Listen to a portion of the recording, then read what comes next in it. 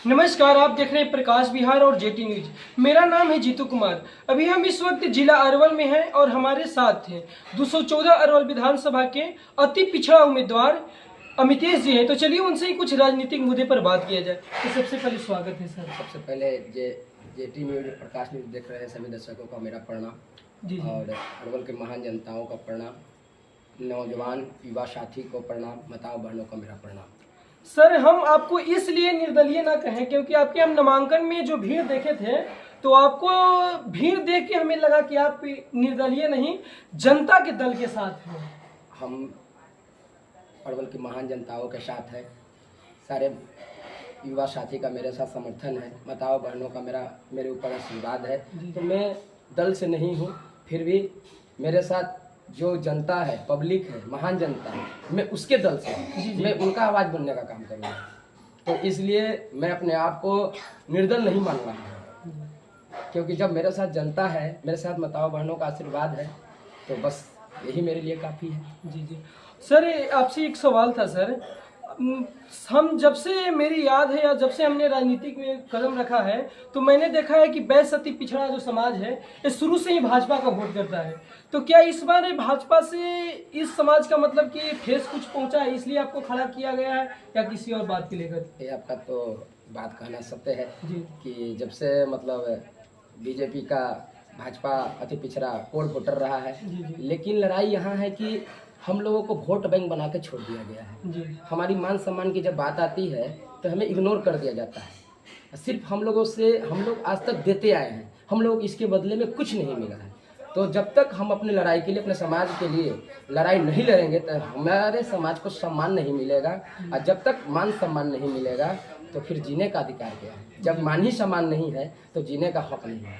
तो क्या इस बार मनोज शर्मा जी और महानंद जी हैं, उनके साथ आपकी टक्कर है, ये समझ सकते हैं? तो क्या उनको फाइट कर सकते हैं आप?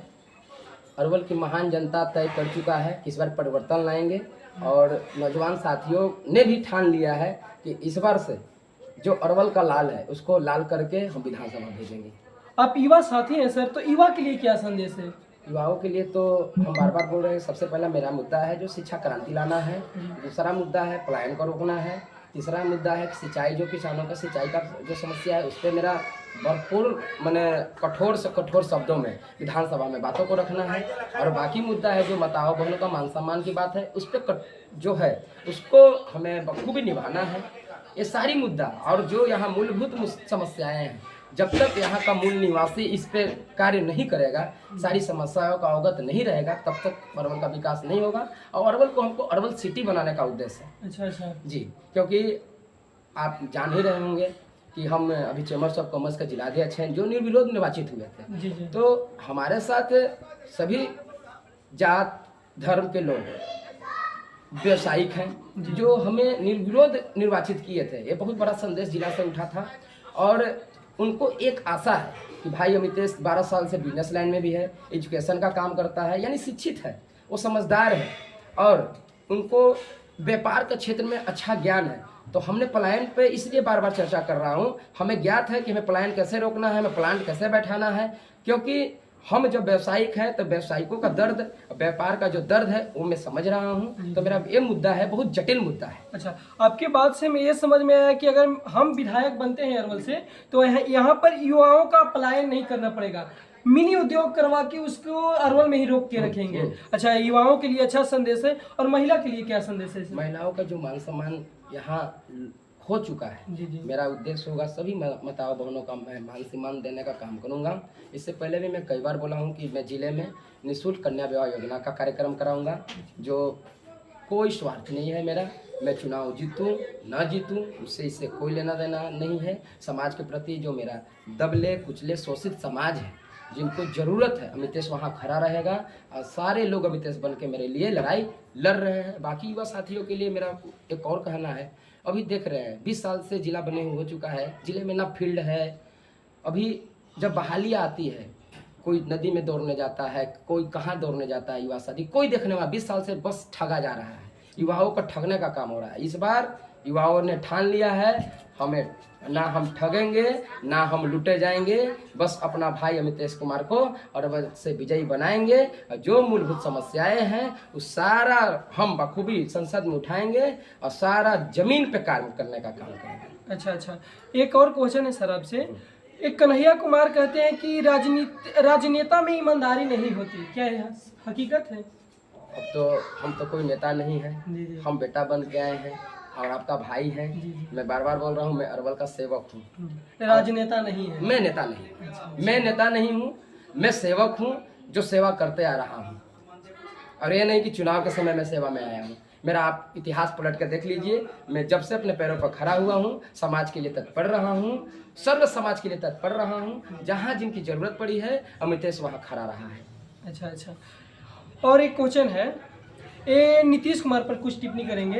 ये जो 10,000 दिए हैं सच में स्वरोजगार के लिए दिए हैं या वोट के लिए जुमलाबाजी है? हमें ऐसा कोई नहीं लगता है कि 10,000 रुपये में कोई रोजगार आज का डेट में नहीं है। रोजगार ही देना है आपको तो आप हर ब्लॉक पे एक मिनी जो आपने बताया उद्योग लगाएं, जिले में बड़ा प्लांट बैठाएं, जहां कम से कम 2,000 3,000 जो युवा साथी बाहर जाकर काम कर रहे हैं उनकी व्यवस्था यहाँ कराइए ना। अच्छा, वो सबसे बड़ी मुद्दा है। तो ये केवल वोट खरीदने का जुमलेबाजी है? मैं नहीं कहूँगा कि वोट करने तो अच्छी बात है, मेरी माताओं बहनों के लिए मिला, कभी उपहार के तौर पर मिला, ये तो अच्छी खुशी की बात है। पर्व का टाइम है, माताओं बहनों को पैसे की जरूरत है, लेकिन स्वरोजगार के लिए नहीं। ऐसा हमें मानना नहीं है। जी। आपको रोजगार देना है, पैसे देने की 10,000 में रोजगार कहाँ हो सकता है? 10,000 में तो ठेला भी नहीं बनता है, तो 10,000 में रोजगार कहाँ से हो जाएगा? ये तो सोचने वाली बात है। जब आपको रोजगार ही देना है तो ब्लॉक स्तर पे आप प्लांट लगाइए, जिले स्तर में एक बड़ा सा उद्योग बैठाइए, जहाँ कम से कम 2,000 4,000 5,000 लोगों का रोजगार मिले, तब यहाँ से प्लान मिलेगा। आप उस मुद्दे पर बात करना है। अब मेरा बार बार यही मुद्दा होगा कि हम जब यहाँ हमें अगर विधानसभा चले गए हम तो सबसे कठिन मेरा प्रोजेक्ट है, हम दल से नहीं है कि मेरे ऊपर किसी दल का दबाव होगा। सबसे बड़ा मैं निर्दल हूँ, मैं जनता के दल से हूँ।